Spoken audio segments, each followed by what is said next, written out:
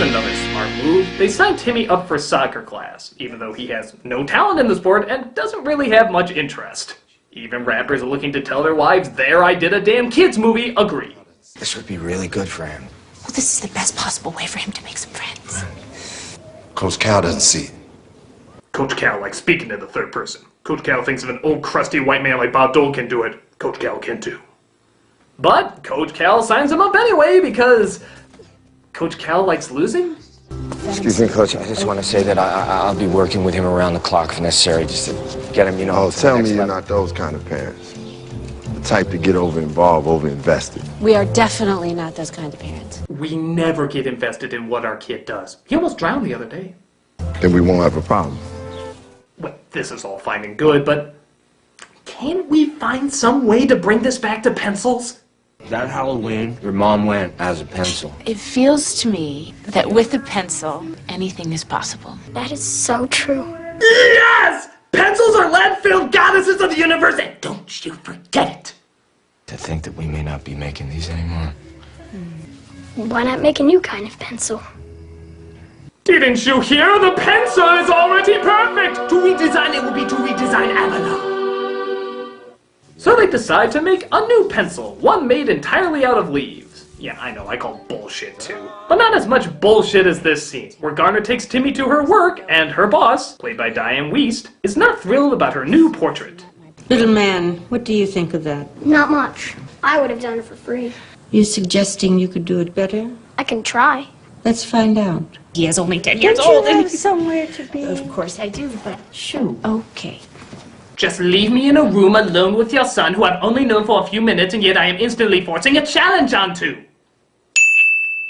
So of course, Timmy naturally draws her.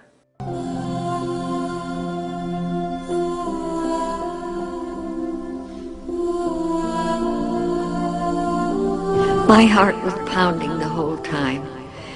It was the most erotic moment of my life. Of course, the picture looks great, but unfortunately he adds a little too much detail in the goat chin department. Watch Garner, once again, be a great role model for her kid. So, what else aren't you telling me? Sometimes you wear plaids and stripes that clash. Your one joke that you always tell. It's not funny. I have tried so hard to like you, but if someone asked me to be a pallbearer at your funeral, I would tell them, not by the hair of my chinny chin chin. And furthermore, Cindy lost her job. I lost my job. Oh, that's fine. I mean, at least you still have the other job that we've been discussing the last hour and a half is going to go out of business and most likely leave you financially stranded.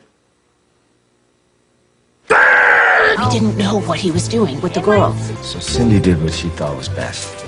Oh, this can only make you look better. We need to talk. Hey, let's talk. I don't think that you're the best influence on my son. And I want you to tell me what you know about him. What did she do? Lady, last I checked, your kid nailed her in the fucking head. Who's a bad influence on who? Well, it's a hard world to be different in, and I don't want him to be hurt by you or anyone. I won't let it happen. I see the way you pay attention to him and show concern in his life. I think it's sick. So she finds out they were building a little hideout for each other and that the girl she had no reason to hate, surprise, she has no reason to hate. So maybe this will teach her not to be so hasty with her decisions, even with her contrived, unrealistically nasty sister. Did you know Timothy is gifted? How so? He always finds a bright side. Well, that'll get you into college. He's a great artist. Look where that got you. I have to say, I am... I'm listening. I'm just checking to see if my name's replaced the C word yet. He's musical. Really? Yeah. So she makes up a lie about her son, and wouldn't you know it, the sister calls Timmy up unexpectedly at her recital to have him play something. Sit back and enjoy the musical stylings of Timothy Green. You know what? We're running late. No, Mom, it's okay. You know what? It's fine, Mom. Okay, for the record, just because you make one the spawn of Satan doesn't make the other one a good human being. So, how will Timmy get out of this one?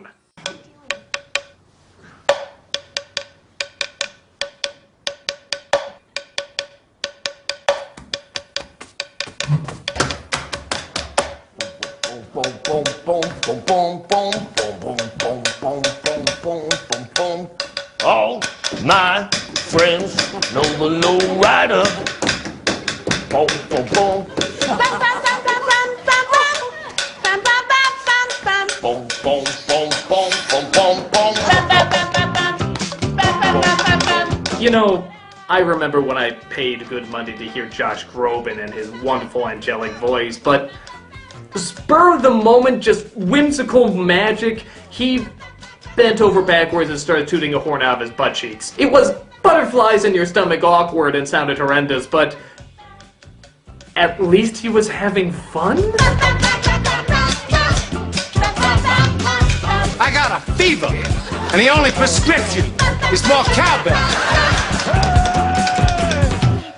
So I guess the movie feels they won that moment. And the next day at the game, Edger's father shows up and starts to leave. But his son guarantees him that this time Timmy will be put in the game because all season the coach has been leaving him out. Is your difference maker today. That is your game changer right there. You're kidding, right? Do I look like I'm kidding? If I put your son in the game, you wouldn't live to see his next birthday. If you don't mind, we got a game to win. I'm sorry, why did Coach Cal pick him if he knew he was never going to use him in the game? Coach Cal has a sick sense of humor. Coach Cal likes to see children's dreams get obliterated by Coach Cal.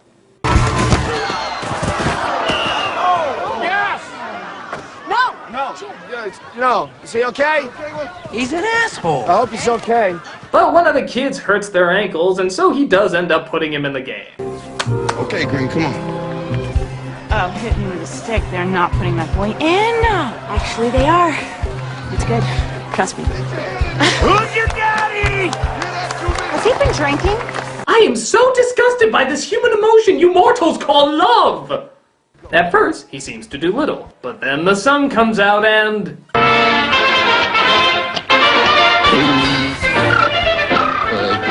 Special delivery. Just like we practiced. I don't believe it. Don't believe it, sister. For years I've been listening to how perfect your kids are. Oh, look at that. That kid is mine. I could have been like that because I had skills, but no.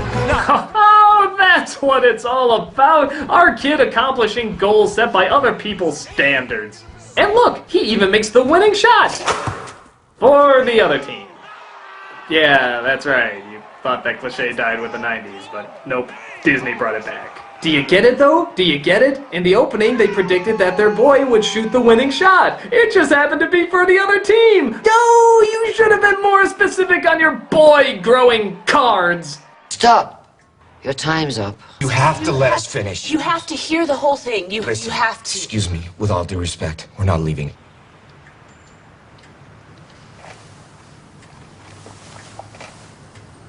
Okay. What the fuck? That's it. It's your time to use as you choose. Yeah, the scene they don't show you is this. I decided that our son would not be seen as different or weird. He'd be treated like a normal kid. Yeah. Because that's what he was going to be. Timothy! I don't mean to pry, buddy, but it looks like you just broke up with her. No. I let her go. Well, that is so tragic, despite that breaking up and letting go is essentially the same thing, but I'm sorry. What does any of this have to do with pencils? This is a new kind of pencil, made almost entirely out of leaves. I swear, if someone doesn't fuck a pencil by the time this movie is over, I'll make sure it happens for them. Yeah, it will not only save trees, but will save our factory. But it turns out the boss, the one drinking the great big boss mug, you see, he's the boss in case you forgot, he's the boss, is taking credit for creating the leaf pencil. But Timmy stands up and tells the truth. The new pencil was thought of by my parents, Jim and Cindy Green. Oh, look here, it's the boy who kicked the winning goal for the other team. Children are to be mocked and shamed. Do not pick on my son. If you ever so much as even look at him funny, you will have to deal with me. And me. Well, I'm here for my last-minute redemption. How did you come up with this idea to make a pencil out of leaves? Because I have leaves in my legs. So they reveal that they must have come up with the idea to make a pencil out of leaves because, well, it's probably made out of half of his kin. I used to have more. But being the ever-observant douche pinatas that they are, the parents never noticed all this time that his leaves were falling off. And he finally reveals that when the leaves go, so does he. Sweetie, you can't. There is so much that we have left to do. We're just starting to get good at this. You're ready. You were always ready. Lick my dick, movie! They're as ready to start a family as a goddamn suicide club! Jim.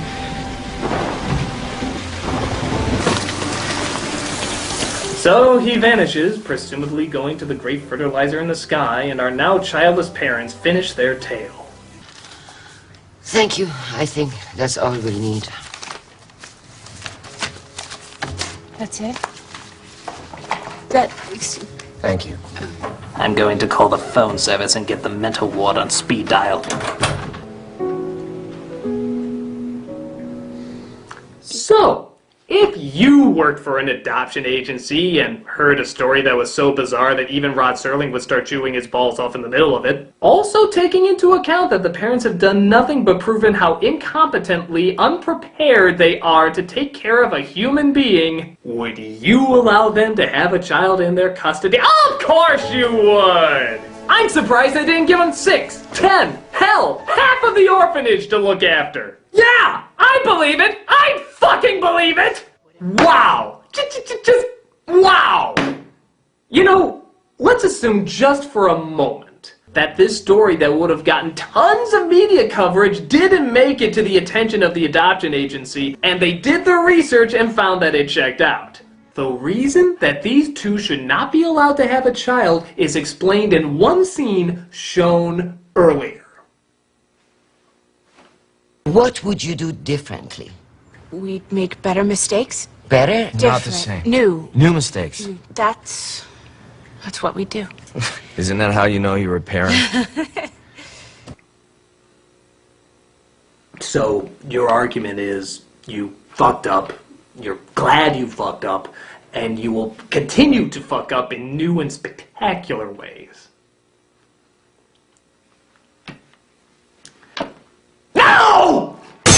No! You make mistakes so you can learn from them, not so you can make more mistakes! Are you fucking high? Sure, everybody messes up. It's gonna happen, but it happens so you can get better and make the right choices. These two never got better at what they did. If anything, they just got worse and worse. Why? Because they never learned that you're supposed to learn. You want to know one of the most important things you can do for your kid that these parents almost never did throughout this entire film? Ask your kid questions. Think about it! They almost never did it! Right down to, where did he come from? What do you know? Say, you seem to know a lot about this stuff, but seem very mysterious about it. Would you mind telling us that? What are your likes? What are your dislikes? Fuck it, we're signing you up for soccer. Do you play any instruments? Fuck it, go up there and play something! Who's that girl? I don't care, stay away from her! It's why they never knew anything! Well, I can tell you that I know something for sure. This movie is a cock salad!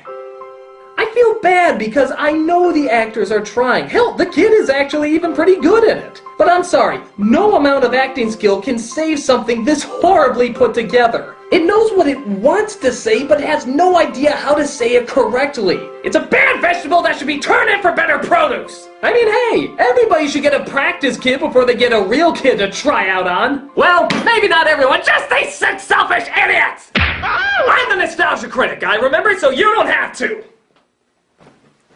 Keep your cats away from me!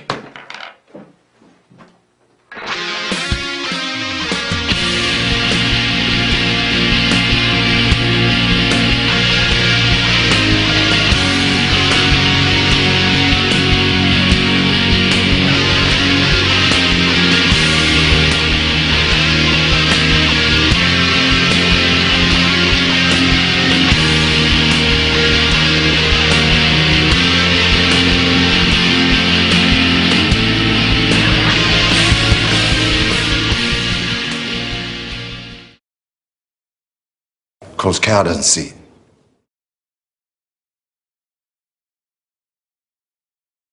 Hey guys, Nostalgia Critic here. It's good to be back, especially after being in that surreal plot hole. I mean, true, the accommodations could be nice, but it does weird things to your memory. Like there was one point where I didn't even recognize myself. And I even started going crazy reviewing all my old stuff like Kick-Assia, Suburban Nights, and Taboli Flea. There was even a strange moment where I thought they were not good, and even started making fun of them. And because you probably love to see me make an ass of myself, it's now available on DVD. For a limited time only, you can get Nostalgia Critic Reloaded. But it not only has a review of the anniversary films by yours truly, it also has a live review of Twilight Breaking Dawn 2, other characters remembering the Nostalgia Critic in fond and mostly non-fond ways, the best Nostalgia Critic moments that never happened, featuring Ego Raptor, a look at the original locations and sets of the Nostalgia Critic, and more. So what are you waiting for? Get Nostalgia Critic Reloaded on DVD while they're still in stock. And maybe you can see me, loaded.